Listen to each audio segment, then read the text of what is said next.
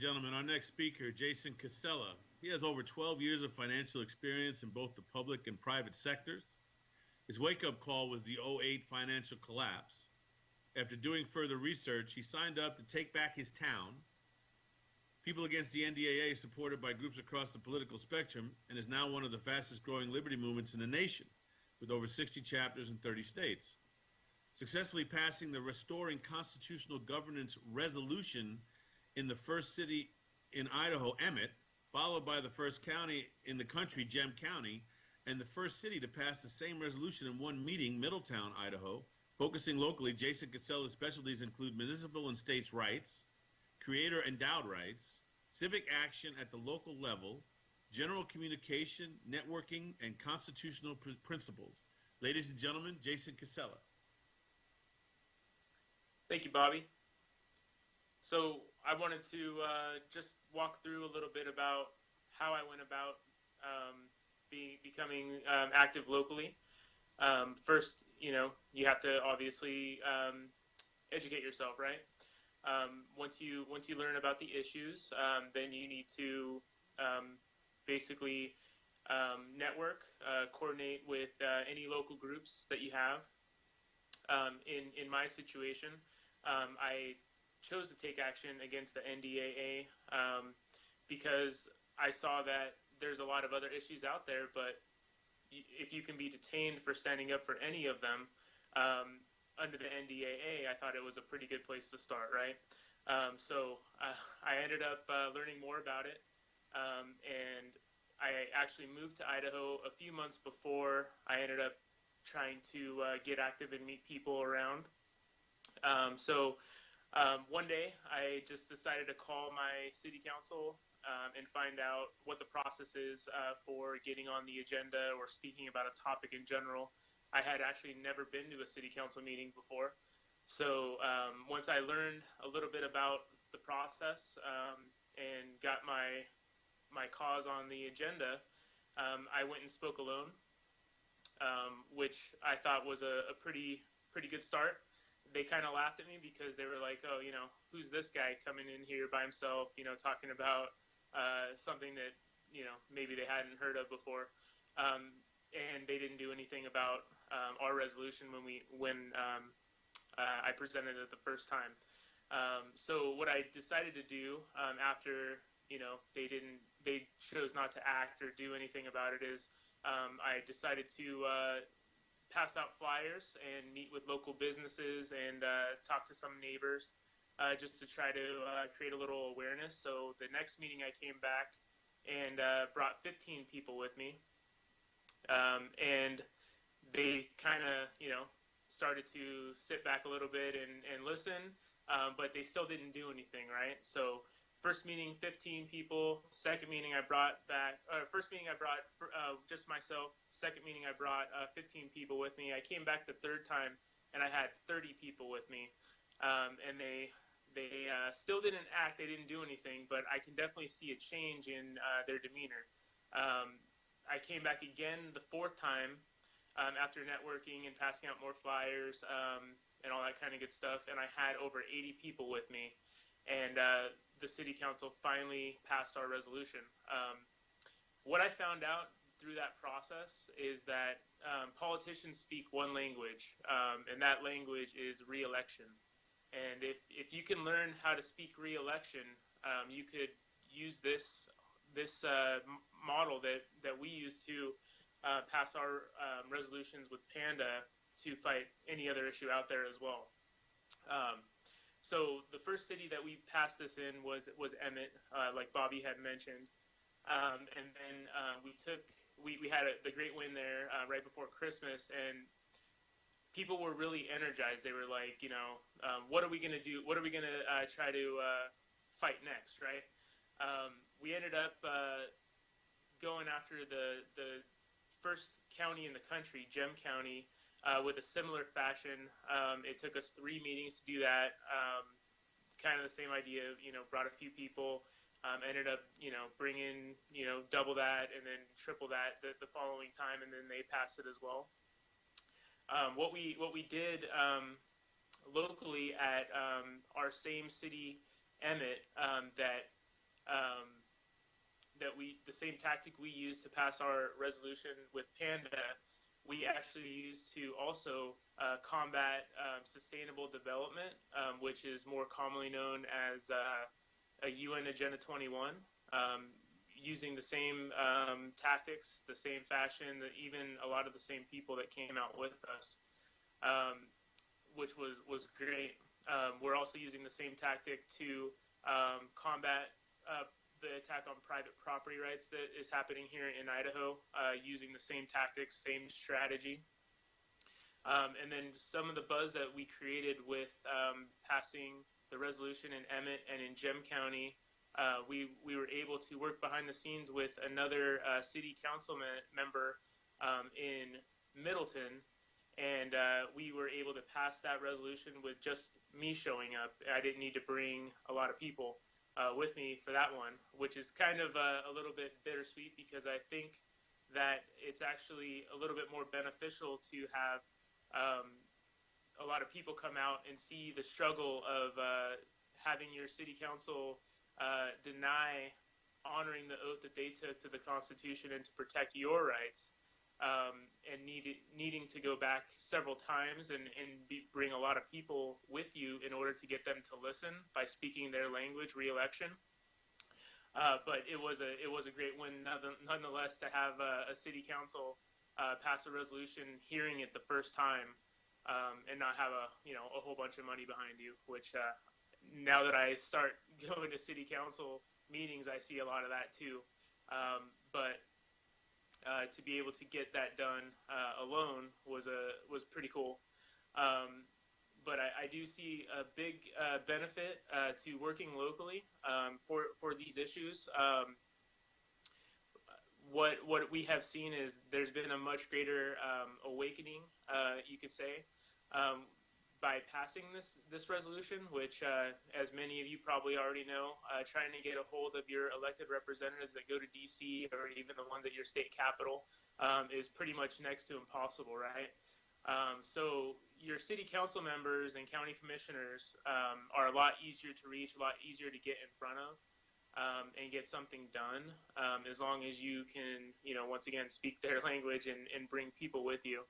And what we also have done is we presented a bill last year at our state capitol, which is called the Restoring Constitutional Governance Act, which is the state level bill, which is very similar to our resolution that we passed, the Restoring Constitutional Governance Act, at our city and our county.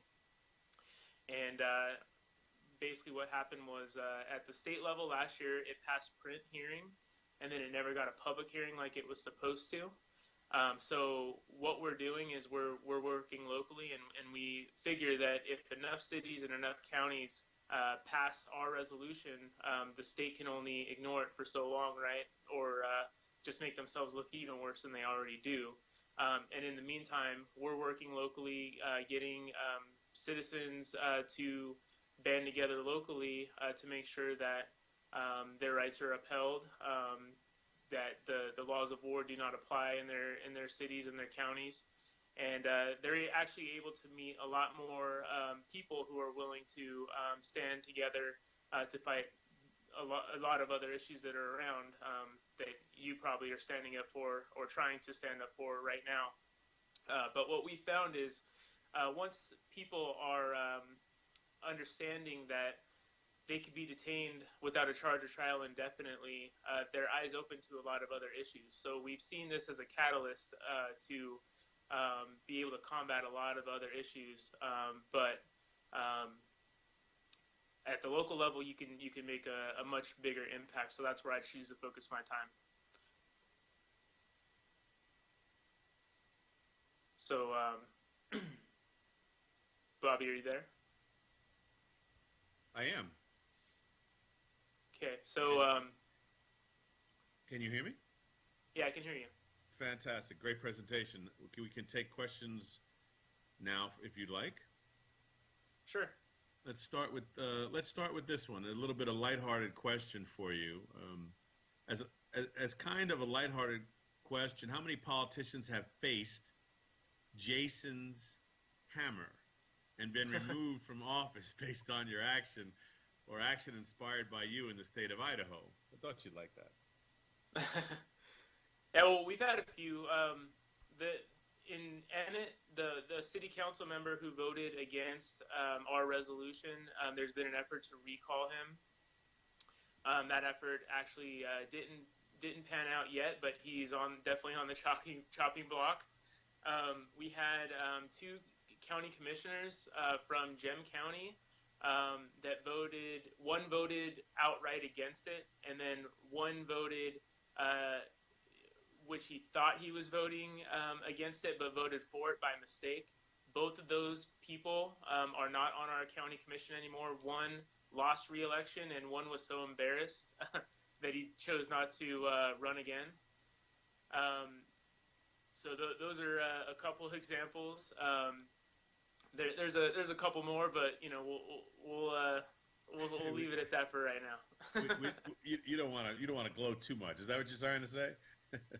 Yeah. Next question for you from the chat wing, from Fija, actually.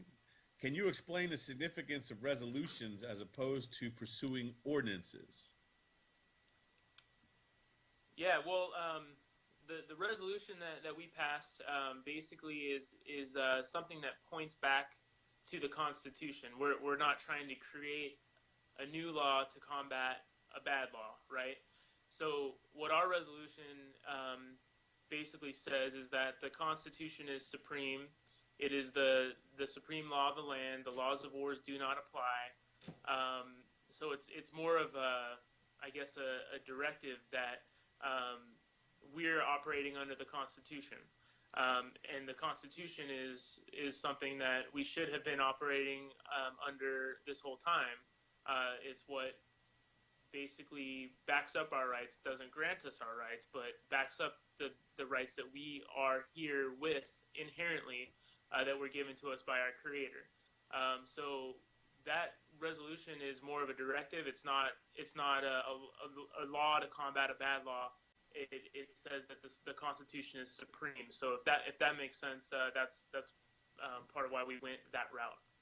It's the more proper way to do it. Certainly. What specifically did you do different than most people when it comes to making political change?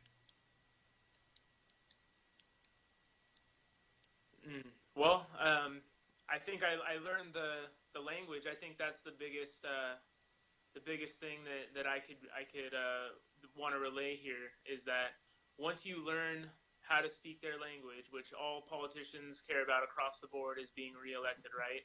When you can show up to your meetings with more people each time, it kind of gets into their mind, right? So the city that I was talking about, Emmett, I went alone. I came back with 15 people, then 30, then 80. Basically, we put them in a point where their minds were going berserk because they were like, well, we need to do something before this guy comes back with 300 people, and then 600 people, and then keeps compounding after that. So we basically put them in between a rock and a hard place. And anytime you're coming and asking for something as simple as to honor their oath to the Constitution, and ensure that you have due process if you're suspected of a crime and not be kidnapped by your own government, that's a pretty simple thing that you would think that anybody that knows anything about your rights and the Constitution would be able to easily decipher. But when you bring people with you, you have a different kind of clout and a different tool in your chest to be able to fight and combat what's happening. So definitely networking. Obviously, you need to be able to get people out.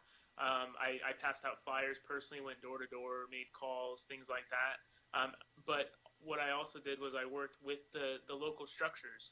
There were already groups that were already set up and established. So I went and I tapped in on those. I networked with any group I could find. So it could be a church group, it could be an Occupy type of group, it could be a Tea Party type of group, whatever group it is that is already established. You work through their leadership and you could be able to get a lot of people out very fast. So doesn't matter what type of group it is. If they're organized, I would definitely recommend to work through that structure, and you can get people out with you. And that's basically the magic. It's not even that. It's not that magical, right? It's common sense. So if you can do that, you can combat a lot of issues. Fantastic. Question from the chat wing from Tony Guerin. I hope I said your name right. How do you write a resolution? Well, the awesome thing is Panda already has the resolutions written for you. So there isn't anything that you need to write. There isn't anything, you don't have to be a lawyer. You don't have to have experience. You don't have to be a politician. Panda already has the resolutions written. All you have to do is type in your city or your county and change the date on them. It's as simple as that. You go to www.pandaunite.org /takeback, and all the resolutions are there. I use the same one in each city and the same one in Gem County as well. So that part was really easy as far as the NDA issue, at least. But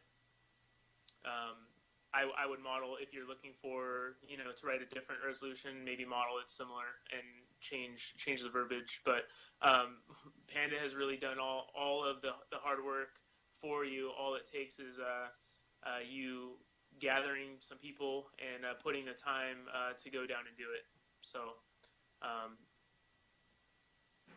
that's about it for that question. Mm-hmm.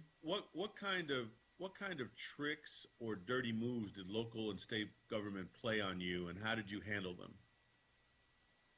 Well, I mentioned that when we passed the resolution in Emmett, it was right before Christmas.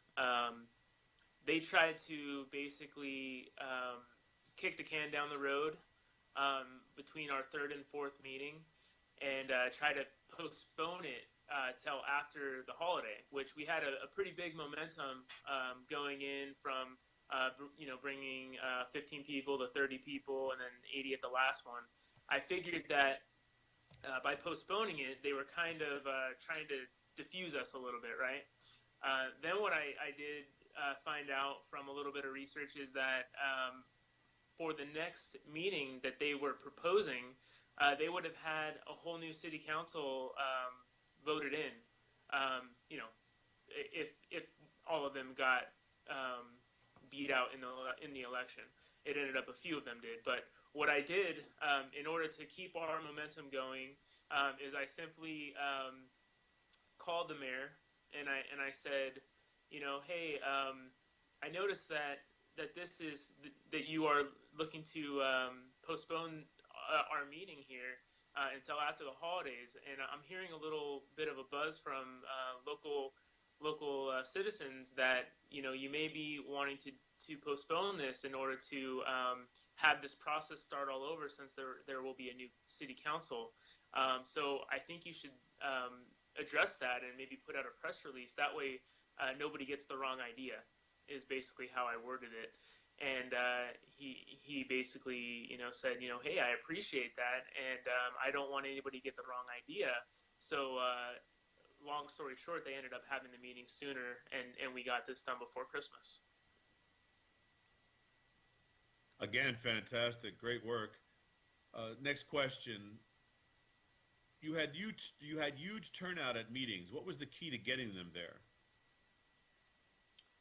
I think that initially, at least, it was me going and handing out flyers and speaking to different groups. But I think that as I had more people come, especially when I had the 15 to 30 range, I would say, the people that were there were so pissed off that we were asking for such a simple thing to be done, and they saw with their own eyes how difficult it was, that they were doing what I was doing. They were telling all their friends and family. They became involved and emotionally attached to it.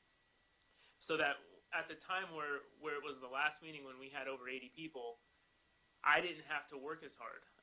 They were so enraged and so upset about the situation that they were telling their friends and family. They were handing out flyers, and I didn't have to do as much pounding the pavement, so to speak, personally, because they were there throughout the process. And I think that's the key.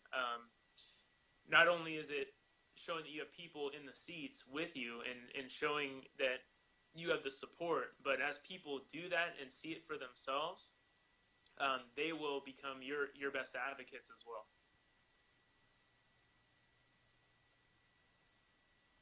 Fantastic. Okay, how about next question? You live in a fairly red state and took on an issue that appealed quite a bit to that demographic, fighting military detention. Do you think these tactics will work across the political spectrum, and why? Yeah, I do, and everybody says, quote, red state, right? We have a ton of issues with that whole thing, being a red state, but nonetheless, the first state, the first city actually that passed the Restoring Constitutional Governance resolution actually was Albany, New York. And Albany, New York had all blue city council members. So that was the first state that passed the resolution, the same one that we passed here in our red state, right? But you got to remember that the Patriot Act was passed by a, quote, red president, right? And now we have the NDAA. Once people really can take the time to understand what these issues are, they'll be able to see past the whole, red versus blue thing. This is something that concerns, your left and right groups, from the ACLU to, the Oath Keepers. So this is something that goes beyond party lines, but behind colors, behind all the labels. This is something that affects people's human rights. And I think that once they see, especially tangibly in front of their face, their city council members, whether they be Republican or Democrat alike, vote on this stuff, it's kind of like a line in the sand, and it kind of dispels the whole false left-right paradigm thing, basically, because when they see that you have a bipartisan effort in Washington, D.C. to pass the NDAA, because it was passed by Republicans and Democrats alike, not by one side or the other. It's something that is a great thing to see, and I've seen now, since we passed our resolution, we're seeing the left and the right come together a lot more. Now that not only have we shine the light on what has been done here with the NDAA, but the fact that they're seeing that Republicans and Democrats alike have passed it, and now our people locally, whether they're traditionally on the left or right, are now working together for a whole bunch of other issues now, and it's not a division anymore. So it's been a really great thing to see. Fantastic. And yes, that's great points there. And of course, I was in Albany myself when that happened, so I'm glad you brought that up. That was fantastic. How do you get in the door with various groups to make them coalition partners? I just give them a call, let them know, hey, I'm looking at potentially taking on this issue. Actually, I think it's a little bit better to not go about it with the potential piece that I just mentioned, and that's a point that I wanted to bring up too. When I went about this, I just called and I went alone. I went by myself, and I think that when you do that, it's a little bit of a different phone call or a discussion when you're going and trying to get support. Hey, I'm thinking about doing something, rather than, hey, I went and did this, and this is what happened. And, I actually had footage, and that's another thing. You want to make sure you get footage of what the outcomes are and what happens at these meetings as well. But when you go alone, sometimes it just takes one person to start it, and then you get a lot more support. So when I went about it, I went by myself, and I went in and I told everybody, hey, I went and did this.